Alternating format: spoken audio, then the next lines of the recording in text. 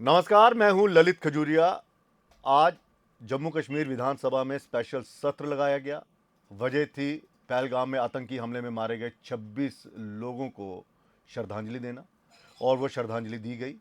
और जिस तरह से जम्मू कश्मीर यूटी के मुख्यमंत्री उमर अब्दुल्ला साहब ने कहा कि ये जो हमला है ये हम सब पर है, इंसानियत पर हमला है। और दूसरा ये कि आज मैं सस्ती राजनीति नहीं करूंगा, स्टेटहुड की मांग नहीं कर सकता, क्योंकि मैं सस्ती राजनीति नहीं करना चाहता। फिर कभी हम देखेंगे। और कई नेताओं ने भी वहां पर अपनी संवेदनाएं जो हैं वो प्रकट की। लेकिन सवाल ये है कि संवेदनाएं तो प्रकट की, लेकिन किसी भी कश्मीरी लीडर ने उन लोगों से अपील नहीं की, घाटी के लोगों से, कि आप उन लोगों का साथ छोड़ दीजिए जो आतंकी गतिविधियों में शामिल है। अगर ये केंद्र सरकार ये मान रही है कि ये सुरक्षा में चूक है, जाहिर सी बात है, इतना बड़ा हमला बिना चूक के हो नहीं सकता। लेकिन उन्हें शरण देने वाले जो हैं वो अभी भी वही हैं, क्योंकि ये आतंकी ना तो मारे गए ना ही पकड़े गए, तो ये गायब कहां से हो गए। और दूसरा सवाल कि क्या जो मेन स्ट्रीम मीडिया है वो सवाल करेगा कि अगर सुरक्षा में चूक हुई तो क्यों हुई, और जब सवाल किए जाते हैं तो पत्रकारों को पीट दिया जाता है। ये भी एक बहुत एक गंभीर जो है चिंता का विषय है। इसी पर हम बातचीत करेंगे। हमारे जो सहयोगी हैं उनसे मैं आपका तारुफ करा दूं। हरवंश नगोकी जी, वरिष्ठ पत्रकार, सर स्वागत आपका। धन्यवाद ललित खजूरिया जी। दोनों साथियों को भी मेरी नमस्कार। दिनेश सर, सर स्वागत आपका। दिनेश जी, आवाज दिनेश जी की कुछ समस्या आ रही है। चलिए दिनेश जी हमारे जी साथ जी हैं। नहीं हाँ जी, सर। आ नमस्कार गई। ललित जी। वो और म्यूट मैं म्यूट कर दीजिए जी। मेरे सहयोगी नरेश शर्मा हमारे साथ हैं। नरेश नमस्कार। जी नमस्कार। हरवंश सर, मैं आपके पास आऊँगा। बहुत अच्छा किया कि नेताओं को भी याद आ गया, और ये उनका फ़र्ज़ बनता था, क्योंकि आप जनप्रतिनिधि हैं। और श्रद्धांजलि जिस तरह से दी गई, ऐसा लग रहा था कि इस स्पेशल सत्र में कोई रेजोल्यूशन पास किया जाएगा पाकिस्तान के खिलाफ। ऐसा तो नहीं हुआ, लेकिन हाँ, सभी ने अपनी संवेदनाएं जो प्रकट की। लेकिन एक सवाल जो जहन में आ रहा है वो ये आ रहा है कि कश्मीर के उन लोगों से अपील नहीं की गई जो लोग आतंकियों को शरण देते हैं, क्योंकि बिना स्थानीय सपोर्ट के यह हमला हो नहीं सकता था। सर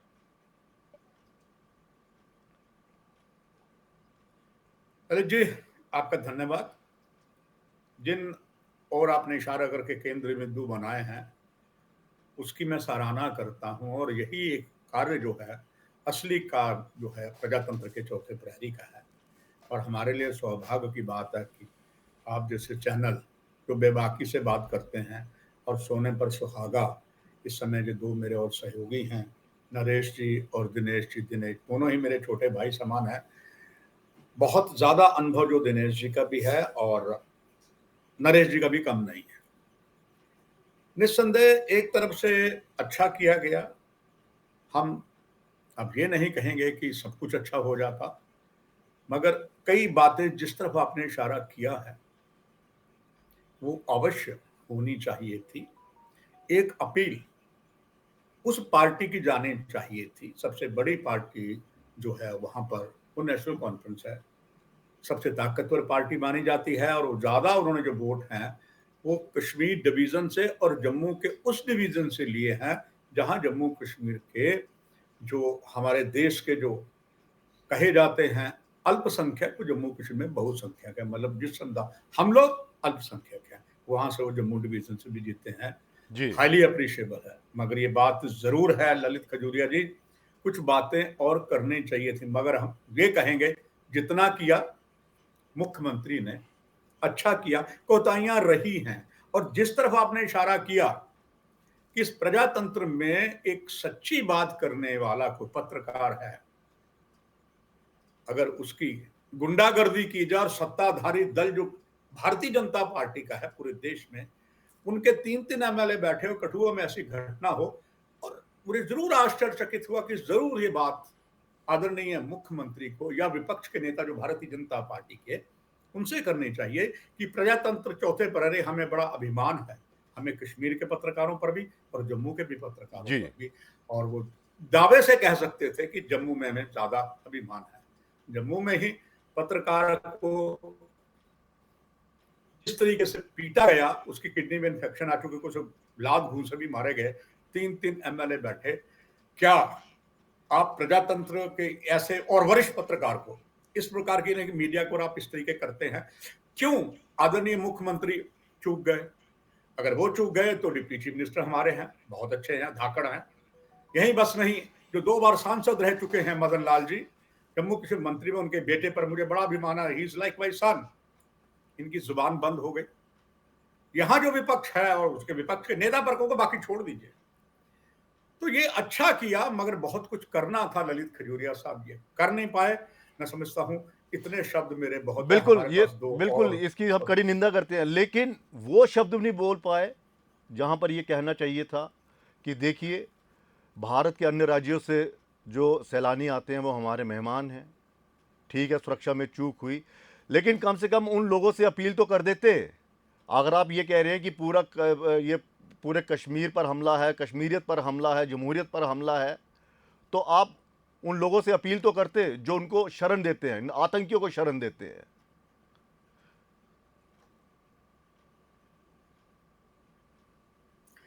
निश्चित तौर पर ललित जी ऐसा होना चाहिए था। वोट राजनीति जो है ना, आप मुझसे बेहतर जानते हैं, जहां पर वोट की राजनीति आ जाती, वोट तो ज्यादा उन्हें कश्मीर से मिले हैं, तो ये उन्हें बेबाकी से कहना चाहिए था। इंसानियत लहू लुहान हो गई है, वो कहते, मगर नहीं कहा गया। पर मुझे एक बात का संतोष है ललित खजूरिया जी, जिस तरीके से सुरक्षा बलों ने कार्रवाई की, मरता क्या ना करता, क्योंकि सुरक्षा एजेंसियों की चूक है, इसमें सीधे सीधे उमर अब्दुल्ला का तो कसूर नहीं है, बिल्कुल, पूरा कसूर केंद्र सरकार का है। आप अंदाजा लगाइए ललित खजूरिया जी, अगर यही यहाँ पर पूर्ण राज्य का दर्जा होता, तो क्या उस पूर्ण राज्य के दर्जे में मुख्यमंत्री जो कहा कह सकते, जब उनके पास सारी पूरा होम मिनिस्ट्री होती, दूसरी होती, तब तो जवाबदेही तो इन्हीं की होती, इन्हीं की होती, इतनी बुरी होती कि जिस तरह उन्होंने बोला, मैं बिल्कुल सही बोला, मगर जितने में उन्होंने गुजारा किया, हाँ प्रशंसनीय उमर अब्दुल्ला जरूर है, जिस तेजी से उन्होंने अपने आप को बदलाव किया। हालांकि lot of experience as a centre minister, अच्छा किया, मगर कुछ जो बातें चूक हो गई हैं तो हम उन्हें इग्नोर भी कर सकते हैं, हो सकता है जिस तरीके के हालात हों, मगर अगर वो नहीं बोल रहे तो नेशनल कॉन्फ्रेंस का कोई और बंदा बोल जाता सर। बिल्कुल। अगर अगर ललित जी अगर वो रह गए तो सबसे बड़ी यहां पर विपक्ष की पार्टी जो केंद्र में बल्ले बल्ले है, उनका ही कोई नेता बोल देता। उन्हीं के नेताओं ने पिटाई भी की है, वो क्यों खामोश रहे? ये बहुत बड़ा सवाल है, इस पर ठीक है, जवाब देना ठीक पड़ेगा। ठीक ठीक। एक बात मैं ललित जी बस एक बात जोड़ना चाहूंगा कि अब केंद्र सरकार का दायित्व बनता है, जिस तरीके से कुछ खुली मीडिया को छूट दे रखी है। मैं पाकिस्तानी चैनल लगातार देखता हूं आजकल, वो कहते थे जंग तो भारत हिंदुस्तान जीत गया, और कैसे वो मीडिया ने जिता दी जी। आप समझते हैं कि हम अपने भारतवासियों को इस तरीके से बात कर रहे हैं जिसकी अभी जरूरत नहीं है। आदरणीय प्रधानमंत्री का बदला लेंगे, हम लेंगे, जोर से लेंगे। और सर वो मीडिया में थोड़ा ना बताई जाएगी स्ट्रेटजी, वो एक राष्ट्रीय सुरक्षा को लेकर वो स्ट्रेटजी थोड़ा बताई जाएगी। मैं एक ललित जी बात जोड़ना चाहूंगा, जब आई बाल टू आई बाल हुआ था, संसद में हमला हुआ था, हमारे देश की कमान आदरणीय अटल बिहारी वाजपेयी जी के पास थी, और वाजपेयी जी यहां आए थे मेरे साथ, मेरे मुझसे भी वरिष्ठ सहयोगी, उम्र में मुझसे थोड़े से छोटे अरुण जोशी जी। हमने एयरपोर्ट से पूछा था, अटल जी क्या बादल, कहता बादल छट रहे हैं, जबकि आई बाल टू आई बाल था सर, था ना, सबको पता फौजी चलेगी थी।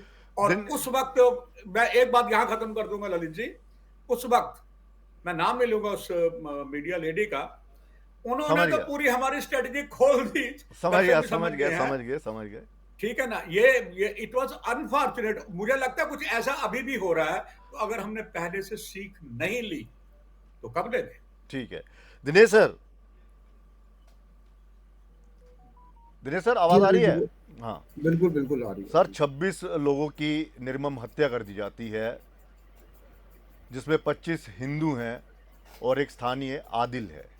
ठीक है, आदिल की जो पूरा देश उनकी प्रशंसा कर रहा है, लेकिन कोई भी, अगर हम कश्मीर की बात करें तो कोई भी ये सवाल नहीं उठा रहा कि आखिर वो आतंकी आए, कहाँ रहे, और हमला करने के बाद वो कहाँ गायब हो गए।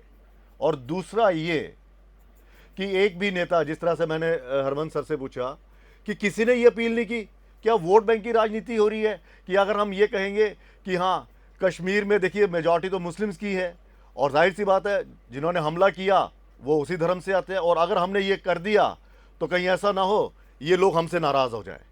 अगर हमने अपील कर दी कि हाँ इन लोगों का साथ मत दीजिए, सुरक्षा बलों को बताइए, पुलिस को बताइए अगर कोई संदिग्ध मिलता है, ऐसा देखने को नहीं मिल रहा। देखिए ललित जी, सबसे पहले तो आपका बहुत बहुत शुक्रिया। जो आज मैं चीफ मिनिस्टर उनकी स्पीच सुन रहा था, उन्होंने कुछ बातें की कि ये टर्निंग पॉइंट बन सकता है, ये वाला जो बिल्कुल जो कि हम सब इकट्ठे हो गए हैं।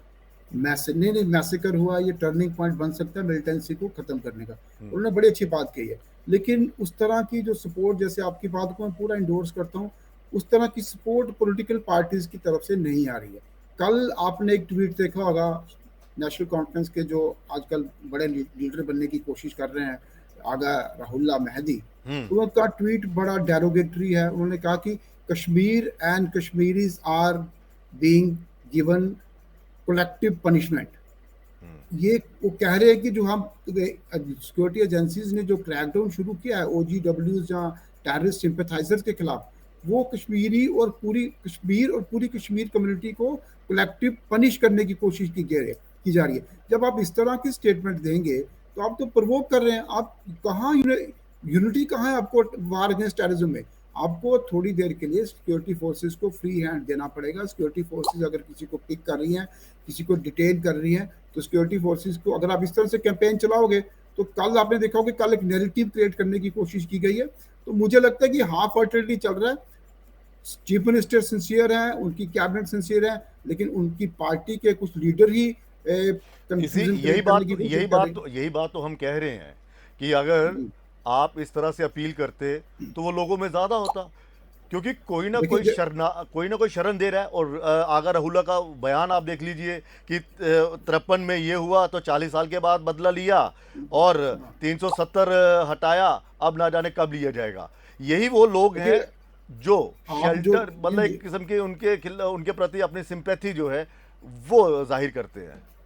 आगा राहुल्ला अब जो अपनी पुरानी स्टेटमेंट के बारे में जो मर्जी कहें, लेकिन अगर उनका वो इंटरव्यू देखें, 2 घंटे का जो इंटरव्यू था, उन्होंने कहा कि जो फ्लक्स ऑफ टूरिज्म है, इट इज कॉल्ड यू के एग्रेशन, इन्वेडर हैं ये लोग, टूरिस्ट नहीं है, ये कल्चरल एग्रेशन है। ये क्या स्टेटमेंट थी? उस स्टेटमेंट के बाद अगर टूरिस्ट पर हमला होता है तो नेचुरली उनको भी रिस्पॉन्सिबल ठहराया जाता है कि उनकी वो स्टेटमेंट बड़ी प्रोवोकेटिव थी। ठीक है, दूसरी बात ये है, इतनी प्रोवोकेटिव स्टेटमेंट देने के बावजूद अब अपने आप को डिफेंड करें।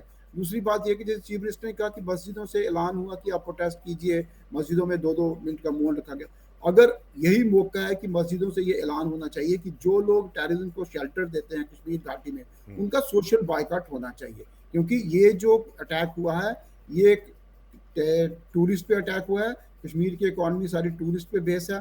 तो अब मुझे लगता है कि अब हाई टाइम है कि मस्जिदों से, जितने भी रिलीजियस प्लेस हैं, वहां से एक आवाज आनी चाहिए। सारी कश्मीर घाटी को यूनाइटेड होकर उन लोगों का सोशल बायकॉट करना चाहिए। ये भी कश्मीर ने आइडेंटिफाई है कि कौन कौन लोग टेररिस्ट हैं, कौन कौन सेपरेटिस्ट हैं, और जो पुराने जिन्होंने अपने आप को सरेंडर किया हुआ है उनके भी पूरी जांच होनी चाहिए, जो सरेंडर मिलिटेंट है, जो सरेंडर टेररिस्ट है। क्योंकि आपकी बात बिल्कुल ठीक है कि वो कहाँ गए टेररिस्ट। उन्होंने अगर उनको किसी ने लॉजिस्टिकल सपोर्ट तो प्रोवाइड की होगी, तभी वो जाके वहां पे इतना बड़ा कांड कर पाए। आप कठुआ में देखिए, कठुआ में बार बार इंसिडेंट हो रहे हैं, कौन उनको शेल्टर देता है? एक स्थान से वो दूसरे स्थान पे जाते हैं।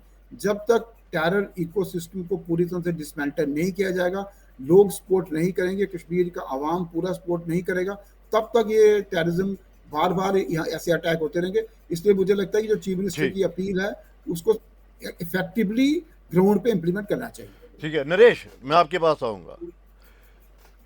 ठीक है, निंदा भी हो गई, श्रद्धांजलि भी दे दी गई, लेकिन खुलकर कोई भी नहीं नेता कह रहा, खासकर घाटी से, कि हाँ ये जो शरण दी गई, इन आतंकियों को जो मदद की गई, वो लोग कसूरवार हैं उन पर भी एक्शन होना चाहिए।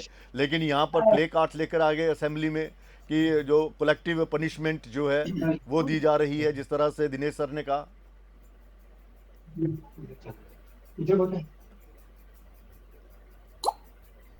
नरेश, आवाज आ रही है? जी जी बोलिए। जी हेलो। ललित जी, अपना सवाल दोहरा दीजिए एक बार फिर से। अपना सवाल दोहरा दीजिए। मुझे लगता है कोई टेक्निकल यहाँ पे प्रॉब्लम है। मैं ललित जी फिर आपके पास अपना आता सवाल। हूँ नवोके सर। सवाल ललित ये। जी, मैं ललित जी, मुझे लगता है नरेश जी ने आपको आवाज दी है कि एक बार सवाल दोहरा दीजिए जी। नरेश जी, आवाज आ रही है? हाँ ललित मुझे जी, लगता अपना है कि सवाल दोहरा दीजिए। उनकी आवाज मुझे नहीं आ रही, कुछ टेक्निकल प्रॉब्लम है। ओह, नवोके सर, मैं ओके आपके पास आता हूँ। मेरा सवाल जी। ये है, दिनेश सर ने कहा कि जब तक स्थानीय समर्थन रहेगा तब तक ये चलता रहेगा। लेकिन सवाल ये है कि चूक तो हुई है ना, सुरक्षा में चूक हुई है, केंद्र सरकार भी मान रही है। तो एलजी साहब का इसमें क्या रोल है? एलजी साहब ने तो दावे किए थे कि कमर तोड़ दी गई है, किसी को बख्शा नहीं जाएगा, जमीन में भी अगर छिपा होगा तो निकाल कर लाएंगे। तो पिछले 4-5 दिन से वो है कहां पर? यूनिफाइड कमांड तो इनके अंडर ही है ना। जी ललित खजूरिया जी, अगर आप और मेरे दोनों छोटे भाई समान वरिष्ठ पत्रकार हैं दोनों, मेरे कोई रिपोर्ट आप देखते होंगे, जब ऐसी बात करते थे कि हमने आतंकवाद की कमर तोड़ दी, तो तभी मैं कार्यक्रम करके कहता था जस्ट वेट करिए, कितनी कमर तोड़िए पता लग जाए। और कहीं देख लीजिए, इतिहास उठाकर देख लीजिए, अगर प्रेस इंफॉर्मेशन ब्यूरो या हमारी यहाँ की जो जम्मू कश्मीर इंफॉर्मेशन ब्यूरो देखें, मैं गलत तो नहीं कह रहा हूँ। राशन पर भाषण है, भाषण पर राशन नहीं, वो कई बार ऑनिमल्स की मजबूरी होती है, वो ऐसे बयान देते हैं। अब जितने आवे दावे हमारी आदरणीय केंद्र सरकार ने किए, सब टाइम फिस हो गए। सिर्फ इस बात को बढ़ाना कि हमने पत्थरबाजी बंद कर दी, यस, पत्थरबाजी बंद हुई है। क्या आतंकवाद का जो बाकी कुछ चीज कम हुई है? अरे जम्मू डिवीजन के 10 जिलों में, पहाड़ी क्षेत्रों में, जगह जगह आपके प्राकृतिक गुफाओं में आतंकवादी बैठे हैं। आपने भयंकर भूले किए उनसे सुरक्षा के निपटने के लिए। उससे पहले कोकरनाग में आपने क्या, एक हमारा कर्नल शहीद करवा दिया, एक मेजर शहीद करा दिया, एक डीएसपी शहीद करा दिया। जरा याद करिए ललित जी, मैं आप सबको बैकग्राउंड में लेना चाहता हूं। जब आदरणीय केंद्रीय गृह मंत्री आए, श्रीनगर में उस डीएसपी के घर भी गए। भाई शहीद तो बहुत हुए थे, उनके क्यों गए? आप भी जानते हैं, हमारे कुलीग भी जानते हैं, उनके इसलिए गए कि जो कोकरनाग से हमने कुछ सीखना था वो नहीं सीखा, हमने वही गलती कठुआ में की। एक हमारे डीएसपी साहब, उनके साथ 2 साथी। अरे भाई, इनको क्या जरूरत थी जाने की, जबकि तय हो चुका है कि आगे जाएगी तो पैरा कमांडो जाएगी, जो पूरी यहाँ पर पैरा कमांडो के लिए सब कुछ किया हुआ है। अब सवाल ये आता है कि जिस तरीके से आपने हालात वहां किए, वो सर गए, उनके घर गए आदरणीय केंद्रीय गृह मंत्री, किसी और के नहीं गए, क्योंकि वो भी ऐसे ही मरे और वो अपनी पत्नी शहीद हुए, क्षमा चाहूंगा, मरे नहीं, बलिदानी हुए, शहीद हुए। और उन्होंने वहां से अपनी पत्नी को कहा था, जो बहुत जल्दी समय में एक मां बनने वाली थी, उसने कहा देख, मैं बच नहीं सकता क्योंकि मेरी बहुत ब्लीड हो चुका हूं, मैं बच्चे का ख्याल रखता। तभी तो गए। वही चूक आपने कठुआ में की जो आपने दक्षिण कश्मीर में कुछ समय पहले की। चूक पर चूक करे जा रहे हैं। तो क्या रणनीति में कमी है? रणनीति में कमी है ललित जी, सवाल यह है कि आदरणीय केंद्रीय गृह मंत्री ने तो यहां लड़ना नहीं है, यहां तो लड़ना नॉर्दर्न कमांड और वेस्टर्न कमांड ने है। मैं बाकी पुलिस वाले की बात छोड़ दीजिए, बीएसएफ सब भी छोड़ दीजिए। ललित खजूरिया जी, जब ये तय हो गया था कि यहां पर ऐसे हालात हैं, कितना मतलब हमारे सैल्यूट टू केंद्रीय गृह मंत्री 2 बार आए हैं, परिणाम क्या हुआ? ढाक के 3 नहीं, देखिए, सुरक्षा की जो चूक है तो वो यहीं से मानी जाती है। हमला होने से पहले हफ्ता 10 दिन पहले वो यहाँ पर बकायदा दौरा करते हैं, और दौरा भी इसी कारण था क्योंकि हमारे 4 जवान शहीद हो गए थे। उनके उनके पीड़ित परिवार से मुलाकात करना और सुरक्षा का उन्होंने रिव्यू मीटिंग ली। तो ये कौन सी मीटिंग थी? कौन सा हमारा खुफिया तंत्र जो था वो उनको पूरी बात नहीं बता सका कि आपके यहाँ पर पहलगाम में सैलानियों पर हमला होता है, सैलानियों पर, और चुन चुनकर हिंदुओं को मारा जाता है। ललित जी, और उससे सबसे बड़ा दुर्भाग्य और ये जुड़ता है सर, कि बहुत से कश्मीर की, मतलब including the former chief minister of Jammu Kashmir Mehbooba Mufti ji ने कहा है कि इस तरीके अब सबको ना पकड़ करो। भाई ठीक बात है, गेहूं के साथ तो घुन पिस्ता आया है, मगर सवाल ये है जब पहलगाम में यह अटैक हुआ तो क्या वहां जो स्थानीय लोग थे जिनको पता था, अब सबूत हो रहे हैं, अगर उस वक्त बता देते कि साहब लोकल बता दे, किसी ने नहीं, ललित जी बताया, अब तो कहते हैं ना, अब तो यहाँ पर रखा है सिक्योरिटी फोर्सेस वालों ने, मारा नहीं है, यहाँ रखा, बता बेटे। तो ये उन्हीं की कमियां हैं, पुलिस को तो करना पड़ेगा, अब तो सिक्योरिटी फोर्स उसका जवाब देना पड़ेगा। मगर फिर ललित जी कहेंगे let bygones be bygones, आगे के लिए बात ख्याल रखें, अभी डर दूर नहीं हुआ है। ठीक है हम दिनेश सर, बात करेंगे। ये कहना जी जी कि मैं सस्ती राजनीति नहीं करना चाहता, मैं स्टेटहुड नहीं मांगूंगा, क्या दिल्ली को खुश करने के लिए ये दिया गया है ये बयान? नहीं नहीं ललित जी, इतनी ऐसी बात नहीं, दिल्ली को खुश नहीं किया गया, बड़ा मैच्योर नहीं, एक बयान मैच्योर तो दिया है, लेकिन सवाल तभी उठते हैं ना कि आप एक मर्तबा भी उन लोगों के खिलाफ नहीं बोल रहे हैं जो लोग उनको शरण दे रहे हैं, क्योंकि आपको लगता है कि अगर ये बोलेंगे तो फिर कहीं ना कहीं धर्म जो है वो आड़ में आ जाएगा कि हाँ जी इस समुदाय के लोग जो हैं उन्होंने कत्ल किया एक और उसी समुदाय के लोग जो हैं वो शरण दे रहे हैं, उन्होंने एक हत्या देखिए की। ललित जी, नहीं ललित जी, एक तो बात क्लियर है कि पूरे नेशनल एक कंसेंसस बना हुआ है। कांग्रेस डिस्पाइट बीइंग मतलब इतनी बीजेपी को अपोज करती है, लेकिन कांग्रेस ने भी कोई ऐसी स्टेटमेंट इस इंसिडेंट को पोलिटिसाइज करने की कोशिश नहीं की है, नेशनल कॉन्फ्रेंस ने भी नहीं किया है। लेकिन कश्मीर की स्थितियां और हैं, या कम्पिटिटिव सेपरेटिज्म है मेन स्ट्रीम पार्टीज के बीच में, नेशनल कॉन्फ्रेंस, पीडीपी, पीपल्स कॉन्फ्रेंस, अपनी पार्टी, ये सीपीएम, ये कम्पिटिटिव सेपरेटिज्म चलता है इनमें। तो मैं सेपरेटिस्ट ज्यादा हूँ या आप सेपरेटिस्ट ज्यादा है, क्योंकि कल सबसे पहले जब मीरवाइज उमर फारूक की स्टेटमेंट आई, उसके बाद सभी पॉलिटिकल पार्टीज में एक बैड रेस लग गई, सबने स्टेटमेंट दे दी कि ये कलेक्टिव पनिशमेंट हो रही है। सबसे पहले मीरवाइज उमर फारूक ने कहा, उसके बाद सबने देना शुरू कर दिया, ये कहते हैं कि हम आपसे पीछे नहीं है। तो ये बात आपकी बिल्कुल ठीक है कि सारी एक रेजोल्यूशन पास ये भी होना चाहिए कि जो लोग टेररिज्म को सपोर्ट कर रहे हैं, जो ओवरग्राउंड वर्कर हैं, जिनका हाथ निकलता है, जिनका रोल रहेगा इस इंसिडेंट में, उनको कम से कम उनकी फैमिलीज का उनका सोशल बाइकआउट होना चाहिए। कश्मीरी आवाम को मिलके सोशल बाइकआउट करना चाहिए, क्योंकि अगर आवाम सपोर्ट नहीं करेगा वार अगेंस्ट टेररिज्म, तो फिर हम इस वार को नहीं जीत पाएंगे। सिक्योरिटी फोर्सेस अकेले कुछ नहीं कर पाएंगे। अब ये आवाम की जरूरी है, क्योंकि जो इंसिडेंट हुआ है ये कश्मीर की इकोनॉमी को तोड़ने की कोशिश की गई है, कश्मीरियों को एक तरह से मैं कहूँ कि गरीब करने की कोशिश की गई। कश्मीरियों के हितों के लिए कुछ नहीं किया गया। नाम कश्मीरियों का पाकिस्तान ले रहा है, लेकिन सबसे ज्यादा नुकसान कश्मीरी अवाम को होगा। कश्मीरी अवाम को देश में, मतलब सिर्फ जम्मू कश्मीर में नहीं होगा, देश में भी नुकसान हो रहा है। इसलिए अब कश्मीरी अवाम को इसके खिलाफ खड़ा होना पड़ेगा। और जो कश्मीर के पॉलिटिशियंस हैं, उनको मोटिवेट कौन करेगा?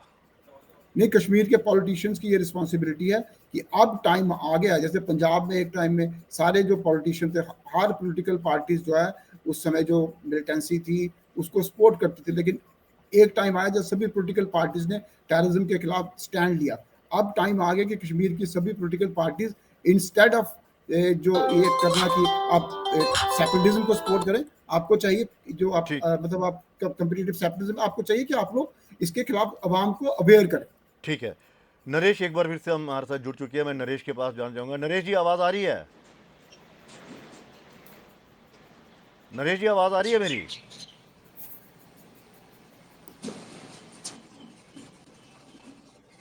आई थिंक कोई तकनीकी सर मैं इसको अब खत्म करूंगा इस प्रोग्राम को।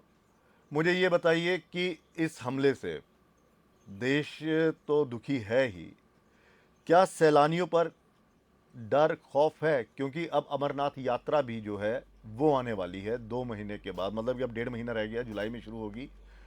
तो उसको लेकर अब सरकार जो है उसको अब क्या तैयारी करनी पड़ेगी?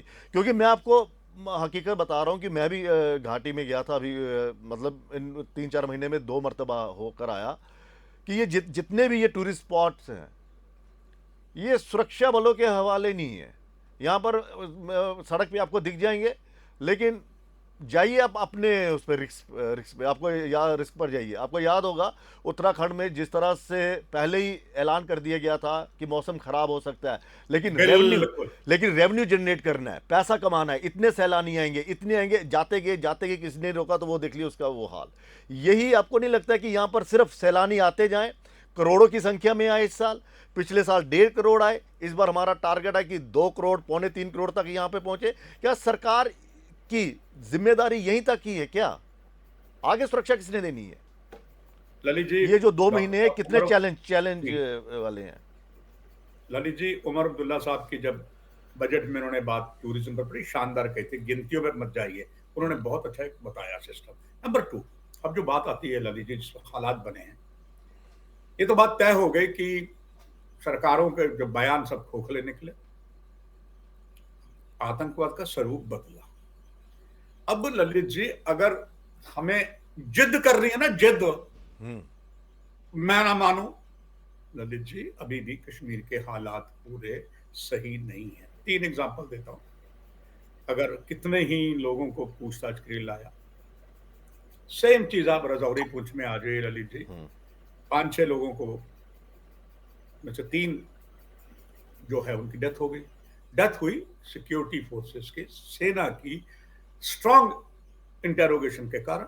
बहुत हंगामा हुआ, मगर हमें शत शत नमन है हमारे रक्षा मंत्री राजनाथ सिंह पर, उन्होंने पूरा ललित ब्रिगेड ही उठा दिया। बिल्कुल, जो जहां पर गलत होगा वहां पर तो एक्शन होगा ही ना, सरकार लेगी एक्शन। तो आप कैसे कैसे उम्मीद कर रहे हैं कि यहां पर अफसर जो हैं ऊपर वाले नॉर्दर्न कमांड के, क्योंकि that area is all belongs to 15 corps, नीचे वाले ने ऊपर वाले को प्रेशर दिया, आई वांट रिजल्ट। इस रिजल्ट में आप कहीं इनोसेंट को मार दिया, बहुत घातक होगा। पर सिक्योरिटी वालों पर अपन इल्जाम नहीं लगा सकते। I mean, this is not a way. मजा तब था सर नहीं, जब ये आप चले, उस ये पॉइंट पर। चीज ठीक है, कुछ किसी निर्दोष से इतनी ज्यादा सख्ती नहीं होनी चाहिए उस पर। नहीं, मेरा सवाल ये है कि सैलानियों में अब ये जो 2 महीने के बाद अमरनाथ यात्रा जो शुरू होनी है, आपको क्या लगता है वापस बेखौफ होकर ही आएंगे?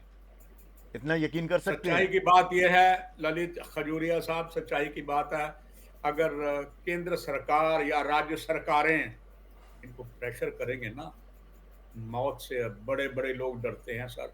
और जिस आतंकवादी ने घिनौना कार्य किया इस पहलगाम में, वो क्या वो राक्षस है? एक बंदे से पूछता तेरी जात क्या है, किस धर्म का है? अब ये बातें तो अभी आतंकवादियों में है, और ज्यादा आतंकवादी लोकल है, ये भी क्लियर हो गया, उनकी बिल्कुल। सपोर्ट है। हम क्या कर पाए उसमें? कुछ नहीं, लल कुछ नहीं कर पाए। तो ऐसे में अगर दोबारा आप ये हेकड़ी दिखाते हैं, हमारी यात्रा बहुत चलेगी। तो मैं कहता हूं एक और भयंकर भूल होगी।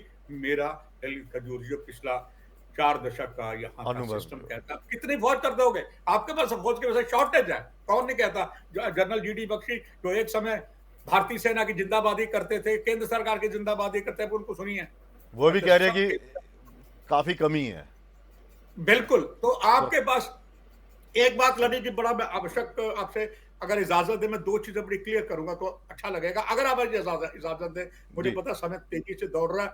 ललित जी, पठानकोट में 1997 में जब 35 हिंदुओं का बड़ा निर्मम हत्या की गई, तो हम लोग खुद, मैं और एनडीटीवी के विक्रम चौधरी और डॉक्टर फारूक अब्दुल्ला और तब के गुरबचन जगत सबूत थे। और मैं बहुत जल्दी शॉर्ट करूंगा ललित जी, जी, इससे जी। जुड़ता है हमारे प्रेजेंट ऑनरेबल होम मिनिस्टर के साथ। और तब फारूक अब्दुल्ला ने कहा जी होम मिनिस्टर लाल कृष्ण आडवाणी आने वाले हैं, मैं असेंबली बताकर वापस आ रहा हूं। असेंबली तब ललित जी चली थी। अब ललित जी, जब मैं और वहां के अधिकारी थे, जब चूंकि परिचित थे, चूंकि दैनिक जागरण में था, तो दैनिक जागरण की बड़ी तूती बोलती थी यूपी में, लाल कृष्ण आडवाणी नमस्ते। लाल कृष्ण आडवाणी जब आए कंट्रोल रूम में टेक्निकल एयरपोर्ट पर, उन्होंने पूछा ललित जी आपको पता सेना वाले एक डंडा ले लेते हैं, स्टिक, और टॉर्च ले लेते हैं। साहब यहाँ है, ये बताया उन्होंने। अब होम मिनिस्टर ने पूछा आप गए? तो बीएस साहब कहता हाँ साहब गए थे। तो मैं बोल पड़ा, मैं ये 100% गलत कह रहे हैं, वहां तो कोई है नहीं, ना बीएसएफ की पिकेट थी ना कुछ थी। मतलब कोई पत्रकार तो था जो बताता। ललित जी, अब यही तो जब हाल हुआ। केंद्रीय गृह मंत्री जी आए, उनको मैं सजदा करता हूं, मगर उनका घटनास्थल पर जाना अभी बहुत कुछ करना बाकी था सर। परमात्मा ठीक ना करे ठीक। कुछ हो जाता, हमारा सबका देश शर्म से सर झुक जाता, क्योंकि हमारा नेटवर्क कमी है, हमारी नेटवर्क एजेंसीज में कमी है। इसको ठीक करने की आवश्यकता है। क्योंकि ललित जी, आपका बहुत धन्यवाद, आपने मुझे बड़ा समय दे दिया। ठीक ठीक मेरा ठीक। यही मानना है कि अभी बहुत कुछ करना ठीक है दिनेश सर, मैं ये मतलब 2 महीने के बाद फिर से मतलब यात्रा शुरू होने वाली है। सैलानियों में क्या, आपको क्या लगता है, श्रद्धालु में वो विश्वास फिर से लौट कर आएगा, या फिर ये भाषणबाजी से ही सब कुछ हाँ जी हो गया ठीक है अब देखेंगे आगे? देखिए ललित जी, मुझे नहीं लगता कि यात्रा पे कोई असर पड़ेगा। यात्रा एक धार्मिक आस्था का सवाल है। जब हिजबुल मुजाहिदीन जैसे लोग टेररिस्ट ग्रुप ने थ्रेट दी थी, कौन एक और टेररिस्ट ग्रुप था, उन्होंने भी थ्रेट दी थी, उसके बाद यात्रा बढ़ना शुरू हुई थी। यात्रा और टूरिस्ट ये डिफरेंट चीज है। यात्री जो है भगवान शिव का भक्त है वो। अब मैं इस समय मैं क्लेम कर सकता हूँ, दावे से कहूंगा कि पिछला रिकॉर्ड इस बार टूटेगा। लोग जान आएंगे, भगवान की श्रद्धा में आएंगे, क्योंकि लोगों में जज्बा है। यात्रा को अब टूरिस्ट से मत जोड़िए। टूरिज्म पे इम्पैक्ट पड़ेगा, लेकिन यात्रा पे मुझे लगता है ज्यादा इम्पैक्ट नहीं पड़ेगा। यात्रा सरकार सुरक्षा और तो ठीक है, प्रदान करती है। ठीक ठीक। एक आखिरी सवाल सर आपसे, फिर मैं ये ख़त्म करूंगा। क्या ये जो इनकी स्टेटमेंट्स होती हैं, इनके बयानबाजी होती है, ये प्रोवोक करती हैं कि अब अंतिम सांसें ले रहा है आतंकवाद, पूरी तरह से ख़त्म हो चुका है आतंकवाद, कश्मीर में खुशहाली है, देखिए बेखौफ होकर लोग जा रहे हैं घूमने के लिए? ये देखिए देखिए ललित जी, ये पब्लिक पोस्टरिंग के लिए हर सरकार ये करती है, चाहे वो हाँ, जो मर्जी सरकार हो। जब 2008 में अगर हम कहेंगे नेशनल कॉन्फ्रेंस की सरकार थी, तब भी वो कहते थे कि हमने सिचुएशन इंप्रूव किया। हर पॉलिटिकल पार्टी जो सत्ता में होती है पब्लिक पोस्टरिंग के लिए ऐसी बातें करती है। तो टेररिज्म जो 30 साल से चल रहा है, लोकल सपोर्ट भी है, वो इतनी जल्दी खत्म नहीं होता। ये ठीक है, सरकार ने दावे किए थे, सरकार के दावे में कुछ दम भी था, क्योंकि जैसे हरबंस जी ने कहा, नोर के साहब ने, कि जो एजिटेशनल टेररिज्म है उसको आपने खत्म किया था। लेकिन अनफॉर्चुनेटली अब लंबे समय के बाद कश्मीर में इतना बड़ा इंसिडेंट हुआ, 6-7 सालों के बाद, तो नेचुरली सरकार इस समय डिफेंसिव मोड में है। सरकार को सब लोग अटैक कर रहे हैं, नेचुरली अटैक तो करेंगे, सिक्योरिटी लैप्स तो है। लेकिन ये कि हर सरकार ये दावे करती है, जो भी सत्ता में बैठा था वो कहता है कि मेरे समय में जो हमने टेररिज्म को कंट्रोल किया, हमने पीस लाई है।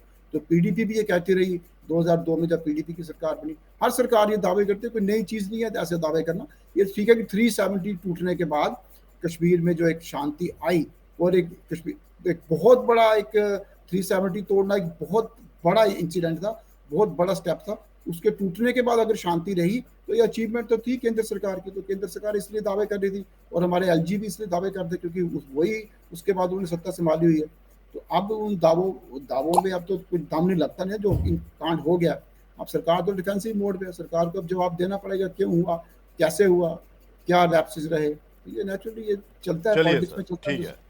नगोके सर आपका भी बहुत बहुत शुक्रिया, सर आपका भी बहुत बहुत शुक्रिया। तो कुल मिलाकर ये है कि जो उमर साहब ने बाकायदा जो आज सदन में जो श्रद्धांजलि दी, और जिससे उन्होंने ये बताया कि वो कितने आहत हैं और सस्ती राजनीति नहीं करना चाहते। लेकिन सवाल फिर वही है कि अगर सदन से ही ये अपील की जाती उन तमाम लोगों से घाटी के कि भाई साहब उन लोगों का साथ छोड़ दीजिए जो अलगाववादी सोच वाले हैं, जो आतंकियों को शरण दे रहे हैं, वो खुलकर बाहर आएँ, प्रदर्शन करें, उनके बारे में सुरक्षा बलों को या पुलिस को उसकी सूचना दें। लेकिन ऐसा नहीं हुआ। लेकिन उम्मीद करते हैं कि उन आतंकियों को जल्द ढूंढ निकाला जाएगा, उन पर एक्शन भी होगा, और ख़ासकर सबसे बड़े एक्शन की ज़रूरत उन लोगों पर है जो इन्हें शरण देते हैं। फिलहाल इजाज़त दीजिए, नमस्कार।